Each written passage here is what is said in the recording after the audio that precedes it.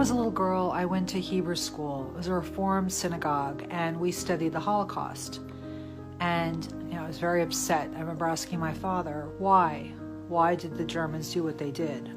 He said they were anti-Semitic, they hated Jews, and I accepted his answer and moved on with my life. But it never resonated with me because in a court of law, for example, there has to be a motive for a crime. If you kill someone, there has to be a motive. Why did they do it? There's always a reason. The fact of the matter is that the truth is hidden. If you want to know the truth, look up Benjamin Friedman 1961 speech. Explains the situation. It's very important to know because what happened in 1930s Germany is happening again now. Here's a brief summary. World War I was from 1914 to 1918. In 1916, Germany was totally winning and England was considering a surrender. However, Zionist Jews went to England and said, don't surrender, you can still win. If we bring the Americans into the war and you promise us Palestine, you'll win the war. They had no right to give them Palestine, but that's what happened.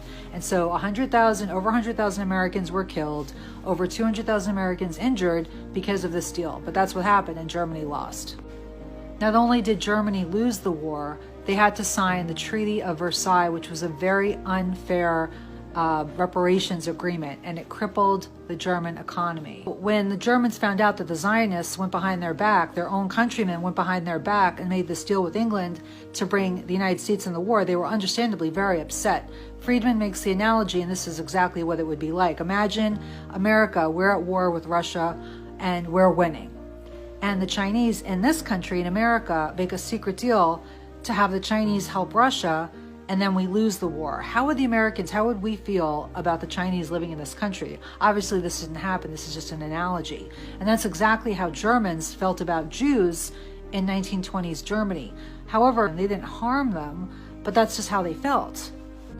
So after World War I, Germany was suffering terribly. So, of course, they're not going to be very welcoming of Jewish people there.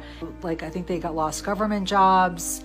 And we hear these stories from the Jewish perspective, but we never hear it from the German perspective. So the Jews of the world had a meeting. And long story short, they told Germany, you have to treat the German Jews like everyone else. And Germany was like, no. Again, think about how we as Americans would feel about Chinese here if they went behind our backs and helped an enemy to defeat us and destroy our economy. So in 1933, Germany, the Jews of the world Jewry, declared economic war on Germany. So the leader of Germany in the 1930s, his initials are AH, he did not initially want to Jewish people, and the Germans too, they just wanted them to leave. And that's exactly what the Zionists wanted. So they worked together, and there's even a coin symbolizing this called the Havari Agreement. And they helped German Jews and their belongings move to Palestine. But here's a question I did not understand even as a little girl. If the people who had the power to get Palestine had the kind of money and power to do that, didn't they have the money and power to stop what was happening to the Jews during World War II, right? And it was because the Zionists were completely focused on establishing Israel. They didn't care about what was happening to the Jews in the concentration camps. So fast forward to 2023, and we are witnessing the horrific bombing of Gaza. And understandably, people are speaking out. They're protesting, they're posting on social media. And here in the States, what's happening to them? They are being fired. So in the exact same way, Zionists lit a fire in Germany to get the German Jews to go to Palestine, the Zionists are doing the same exact thing in the United States right now. Zionists do not care about the Jewish people. The whole goal of World War I and World War II was to create Israel and destroy strong sovereign nations like Germany, Italy, and Japan, and create a one-world government. And their goal is to take down the American economy. And we need more Jewish people to speak out. That's why I'm making these videos.